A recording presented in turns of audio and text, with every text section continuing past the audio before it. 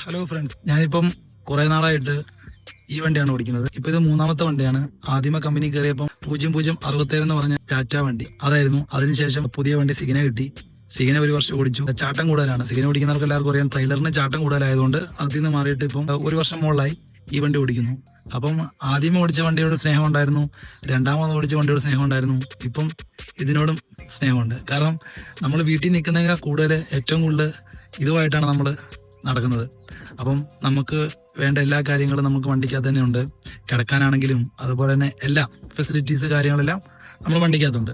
പിന്നെ ഫുഡ് മാത്രം നമ്മൾ വെളിയിൽ നിന്നാണ് കഴിക്കുന്നത്. കാരണം കണ്ടെയ്നർ ഓട്ടമാണ് നമുക്ക് ഏറ്റവും കൂടുതൽ വരുന്നത്. അപ്പോൾ വല്ലാർപാടത്തിൽ നിന്ന് നമ്മൾ കണ്ടെയ്നർ എടുത്ത് കേരളപ്പണി അല്ലെങ്കിൽ തമിഴ്നാട് ബേസ് ചെയ്ത് നമ്മൾ പോകും. ഏറ്റവും കൂടുതൽ ലോഡ് ഇറക്കിയതിനു ശേഷം MD ഇറക്കാൻ വേണ്ടി നമ്മൾ എറണാകുളം ബേസ് ചെയ്ത്. അപ്പോൾ നമുക്ക് ഫുഡ് വെച്ച് കഴിക്കാനും അതുപോലെ തന്നെ സാഹചര്യം കുറവാണ്.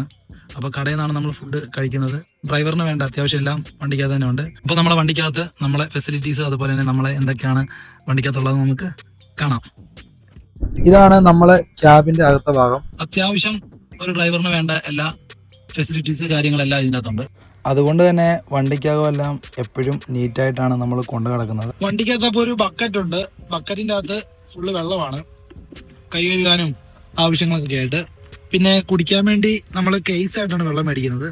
അപ്പോൾ ഇതാകുമ്പോൾ നല്ല വെള്ളം നമുക്ക് കുടിക്കാം. നമ്മൾ പൈപ്പിൽ നിന്നൊക്കെ കുടിക്കുമ്പോൾ എങ്ങനത്തെ വെള്ളമാണ്, ചിലപ്പോൾ ചൊറയൊക്കെ കാണും വെള്ളത്തിന്. അപ്പോൾ നമുക്കത് പറ്റില്ല. അതുകൊണ്ട് നമ്മൾ കേസ് ആയിട്ട് നമുക്ക് 140 രൂപ ഉള്ളൂ. നമ്മളത് മേടിച്ച് തീരുന്നതനുസരിച്ച് മേടിച്ച് വയ്ക്കും. കുപ്പിക്കകത്ത് വെള്ളം സീറ്റിനടിയിൽ വെച്ചിട്ടുണ്ട്. ഇതും എന്തെങ്കിലും എമർജൻസി ഘട്ടങ്ങളിൽ നമുക്ക് ഉപകാരപ്പെടും. പിന്നെ വണ്ടിക്കകത്ത് പാട്ട് കേൾക്കാൻ വേണ്ടി ഒരു ബോട്ടിന്റെ സ്പീക്കർ ഉണ്ട്, പാട്ടൊക്കെ കേൾക്കാൻ. പിന്നെ ചാർജറാണ്. പിന്നെ കിടക്കാൻ വേണ്ടി ഉള്ള സെറ്റപ്പ് ഇവിടെയാണ് നമ്മൾ കിടക്കുന്നത്. കിടക്കുന്ന ബെഡിൻ്റെ അടിയിൽ സ്പേസ് ഉണ്ട്. നമുക്ക് ടൂൾസ് കാര്യങ്ങൾ വെക്കാനും നമ്മളെ ഡ്രസ്സ് വെക്കാനും അതിനൊക്കെ ആയിട്ട് സെപ്പറേറ്റ് സ്പേസ് ഉണ്ട്. നമ്മുടെ ബാഗ് പിന്നെ ഡ്രസ്സ് കാര്യങ്ങളൊക്കെ അതിനകത്ത് വെക്കും മടക്കി. പിന്നെ ഒരു ഫാനുണ്ട് ഇത് കിടക്കാൻ വേണ്ടിയും, അതുപോലെ തന്നെ വേറൊരു ഫാനുണ്ട്. മൊത്തത്തിൽ 2 ഫാന്. ക്യാബിൻ്റെ അകത്ത് വെട്ടം കയറാതിരിക്കാൻ വേണ്ടി കർട്ടനൊക്കെ സ്വന്തമായിട്ട് തന്നെ സെറ്റ് ചെയ്തതാണ്. ഫ്രണ്ടിലെ കട്ടൻ ഉണ്ട് കേട്ടോ. ഫ്രണ്ടിലെ കട്ടൻ മടക്കി വെച്ചിരിക്കുവാണേ. ഇതാ ഫ്രണ്ടിലെ കട്ടൻ നമുക്ക് ഉള്ള ഓപ്ഷൻ ഉണ്ട്. പിന്നെ സാധനമൊക്കെ ഇട്ട് വെക്കാൻ ചെറിയൊരു ബോക്സ് ഉണ്ട്. ക്യാബിന്റെ മോൾ ഭാഗത്ത് തന്നെ ഫയല് ഡോക്യുമെന്റ്സ് ഒക്കെ വെക്കാൻ വേണ്ടി ഇതുപോലെ സ്റ്റോറേജ് ഉണ്ട്. ഇതെന്റെ ട്രക്ക് ലൈഫിലെ ചെറിയൊരു ജീവിതമാണ്.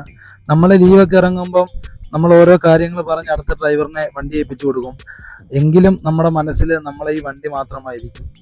കാരണം വണ്ടിക്ക് എന്തെങ്കിലും പറ്റുമോ, തിരിച്ചു വന്ന് വണ്ടി കയറണം എന്നുള്ളൊരു മൈൻഡൊക്കെയാണ് ഓൾറെഡി എല്ലാ ആൾക്കാർക്കും കാണും.